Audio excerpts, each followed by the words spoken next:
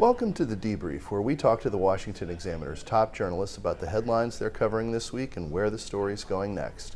I'm Jim Antle. I'm joined by magazine managing editor David Mark. David, we're getting close to the midterm elections. We're less than 100 days out. Things are not looking quite as good for Republicans as they once did. Still, at least on the House side, they probably look pretty good. Where do you think things stand right now? Yeah, it looks like the expected red wave may have crested at least somewhat. The expectations were so high for Republicans throughout this election cycle, in which it was expected they might pick up 30 to 40 seats in the House. They actually only need to get 5 to win a majority. On this, it looks like that number is going to be much lower. On the Senate side, which is basically 50-50 right now, it could go either way, and a lot of analysts think Democrats actually have the edge. So 3 months or so out, you got to think Democrats have the momentum, even though they still have an uphill battle. So White House Chief of Staff Ron Klain was pushing the talking point that if Democrats were to actually add seats in the Senate, it'd be the first time a Democratic president saw that happen in their first midterm election since JFK, which is obviously, for Democrats, considered pretty august company. Well, the thing about these political precedents is they're true until they're not. So it's interesting that all these things have happened before, but if we've learned anything, say, during the Trump era, a lot of our expectations, knowing how previous elections have gone, doesn't mean they will still go that way. So the White House Chief of Staff could see it happen that way, or there could be a late season surge for Republicans, which is entirely possible still within 3 months. So we mentioned this being the Trump era, Joe Biden's president, but former President Donald Trump still looms very large, both in the national profile, in Democratic messaging, and also in Republican primaries. And we've just had some Republican primaries in which Trump's endorsement was a pretty big factor. How much has Trump really left his mark on the candidates, particularly on the Senate side, that we're seeing running this year?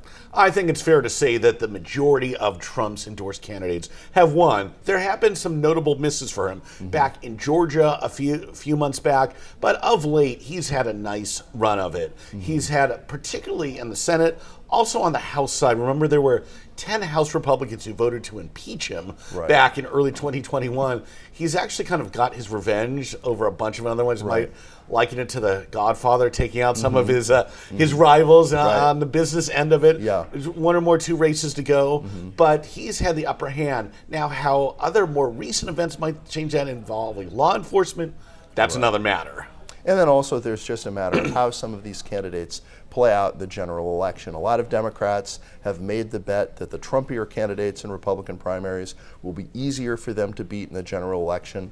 Obviously, they've made that calculation before, and it has not always worked out to their advantage. But Trump is going to some extent be judged by how do his endorsements help or hurt the party make gains in November. Yeah, absolutely. And that's kind of how Trump wants to be wants to be viewed. He, at first, was kind of cautious about his endorsement. Seems like he's actually come out more lately. One thing he's very good is spotting a winner and kind of endorsing them 2 or 3 days before the primary, and then trying to get credit for it. He's also endorsed a bunch of candidates who were sure to win their elections. So he'll, just on paper, he'll have a pretty good record. How much it actually plays out, that's another question. If you were a NFL football coach, you might say he has 11-6 record to be generous. Maybe 10-7 if you're being a little less generous. But if you're going to look at candidates like Dr. Oz and J.D. Vance and Blake Masters, there you do have some candidates running in competitive races where I think you can make a pretty good case that if they hadn't been Trump endorsed, they might not have won the nomination. And how they fare is going to go a long way to determining what Republicans do in the Senate.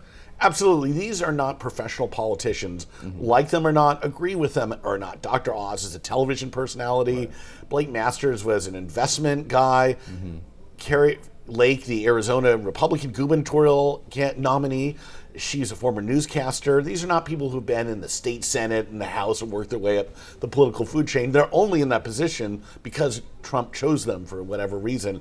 They're all struggling right now to various degrees. Doesn't mean they will lose, but there are a lot of uphill battles for Trump and his backed candidates. And some of these are more swing states. Obviously, Ohio has kind of fallen out of the swing state column in the Trump era, but maybe not. Right. It's a lot closer than it probably would be expected. There, J.D. Vance, the Republican nominee, pretty well-known author, is facing Democratic Congressman Tim Ryan, who, by all accounts, is running a good campaign. I've even heard from Republican sources in Ohio who want Vance to win. They are concerned about that race.